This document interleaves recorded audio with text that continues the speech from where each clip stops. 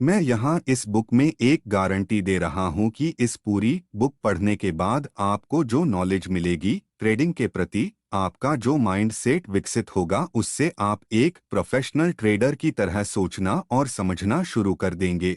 दोस्तों, अक्सर मैं कई ट्रेडर को देखता हूँ कि उन्होंने कई प्रकार की ट्रेडिंग स्ट्रेटेजी सीखी है, कई प्रकार के अलग अलग इंडिकेटर के विषय में भी सीखा है, टेक्निकल एनालिसिस के कई कोर्स भी कर लिए हैं, लेकिन फिर भी वे लोग बाजार से अच्छे रिजल्ट नहीं निकाल पा रहे। यहाँ पर मेरे कहने का मतलब यह है कि उन्होंने टेक्निकल एनालिसिस के बारे में सीख तो बहुत कुछ लिया है, लेकिन वो लोग बाजार से प्रॉफिट नहीं बना पा रहे हैं। अगर आपके साथ भी ऐसा हो रहा तो उसका सिर्फ एक ही कारण है, वह यह है कि आप ट्रेडिंग साइकोलॉजी के विषय में नहीं जानते हैं। और अगर आप ट्रेडिंग साइकोलॉजी के विषय में जानते हैं तो हो सकता है कि आप इसे सही से समझ नहीं पाए हैं। तो चलिए मैं इसे इस बुक में समझाने का प्रयास करता हूं और इसकी शुरुआत इस सवाल से करते हैं। ट्रेडिंग का मनोविज्ञान क्या है? दोस्तों, ट्रेडिंग साइकोलॉजी का मतलब होता है कि जब कोई ट्रेडर मार्केट में ट्रेड करता है तो ट्रेड करते समय उसका माइंडसेट क्या कहता है, वह किन किन इमोशन का सामना करता है, उसके सोचने के तरीकों में क्या क्या बदलाव होता है, क्या वह ट्रेडर इमोशनली मेंटली स्ट्रांग रहता है या फिर वह डर या लालच में आकर ट्रेड से बाहर हो जाता है। ट्रेडिंग साइकोलॉजी में हम कुल मिलाकर ट्रेडर के बिहेवियर को समझने की कोशिश करते हैं, उसके इमोशन को समझने की कोशिश करते हैं, उसका माइंडसेट कैसे बदलता है इसे समझने की कोशिश करते हैं। मतलब कि जिस तकनीक से हम किसी ट्रेडर की मानसिक स्थिति जानने का प्रयास करते हैं, उसे हम ट्रेडिंग साइकोलॉजी, ट्रेडिंग का मनोविज्ञान कहते हैं। दोस्तों, क्या आपको पता है हमारे दिमाग में डोपामाइन नाम का एक केमिकल होता है, और जब इस केमिकल की मात्रा बढ़ जाती है तब हमें रोमांच का अनुभव होता है, हमें एक ऐसा थ्रिल मिलता है जिससे कि हमें एक अलग ही लेवल की हैप्पीनेस का अनुभव होता है। जैसे कि कभी आपने ने किसी लड़के या किसी लड़की को प्रपोज किया हो, तब अगर सामने वाले बंदे या बंदी का जवाब हाँ में हो तब आपको जिस खुशी का अनुभव होता है वह इसी केमिकल डोपामाइन के कारण होता है। या जब आपने कभी लंबी जंपिंग की हो तब यह केमिकल भारी मात्रा में आपके दिमाग में रिलीज होता है और आपको एक अलग ही लेवल का रोमांच प्राप्त होता है।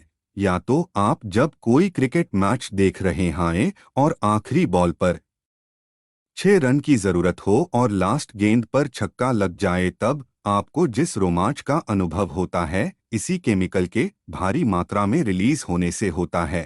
आप यह सोच रहे होंगे कि मैं आपको डोपामाइन के विषय में क्यों बता रहा हूं, तो मैं आपको यहां पर बता दूं कि जब भी कोई जुआरी जुआ खेलता है या फिर कोई ट्रेडर बाजार में ट्रेड लेता है, तब उसके दिमाग में भी भारी मात्रा में यह केमिकल रिलीज होता है। और जब कोई जुआरी जुआ जीतता है या कोई ट्रेडर का ट्रेड पास हो जाता है, तब उसके दिमाग में इस केमिकल की मात्रा इतनी बढ़ जाती है कि उसे अलग ही लेवल का रोमांच मिलता है। और इसी रोमांच को बार बार अनुभव करने के लिए एक जुआरी को जुए की लत लग जाती है। और एक ट्रेडर को ट्रेडिंग करने की, तो अगर आपको ट्रेडिंग करने की लत से बचना है, अगर आप ट्रेडिंग को बिजनेस की तरह करना चाहते हैं, अगर आप एक प्रोफेशनल ट्रेडर बनना चाहते हैं, तो आपको ट्रेडिंग साइकोलॉजी को सीखना और समझना बहुत जरूरी है।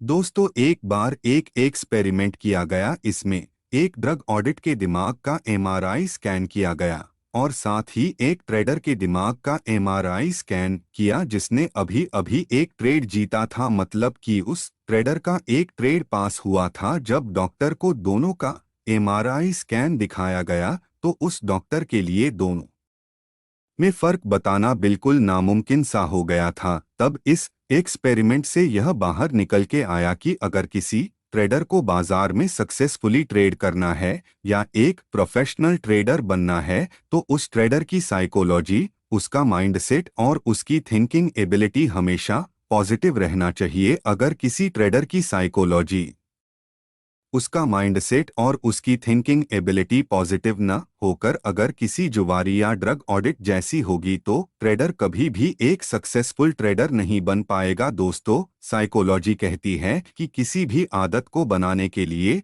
21 दिन का समय लगता है और वहीं किसी पुरानी आदत को छोड़ने के लिए 40 दिन का समय लगता है।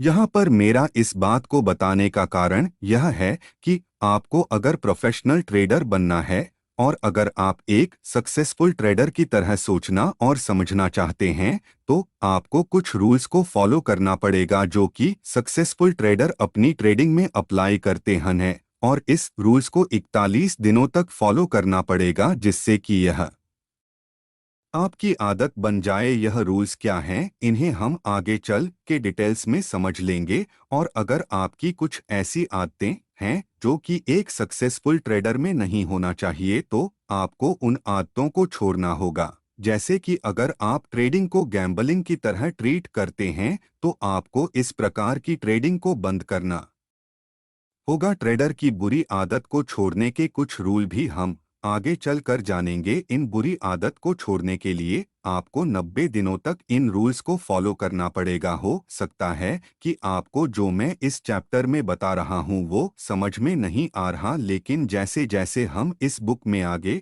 बढ़ेंगे आपको ट्रेडिंग साइकोलॉजी के विषय में अच्छा खासा नॉलेज हो जाएगा। आपको ऐसी ऐसी बातों का पता चलेगा जो आप ट्रेडिंग करते समय फॉलो नहीं कर रहे थे और उसी कारण आपको कितनी बार बाजार में लॉस का सामना करना पड़ा होगा। हम धीरे धीरे करके यह समझते चले जाएंगे कि ट्रेडिंग करते समय बाजार के प्रति आपका बिहेवियर कैसा होना चाहिए। दोस्तों, आज के समय में जब भी इंट्राडे ट्रेडिंग करने की बात होती है तब टेक्निकल एनालिसिस से ज्यादा महत्व ट्रेडिंग साइकोलॉजी का होता है।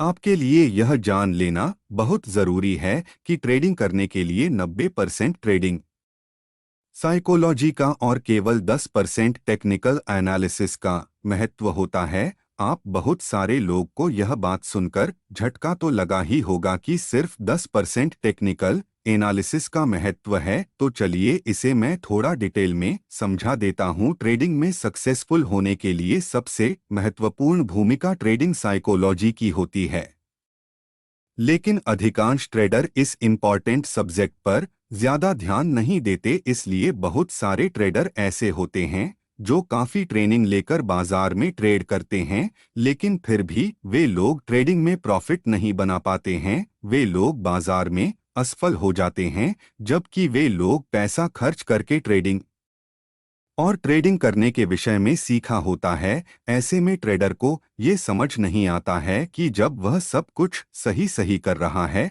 ट्रेडिंग स्ट्रेटेजी को सही तरीके से फॉलो कर रहा है, फिर भी उसे ट्रेडिंग में लॉस क्यों हो रहा है।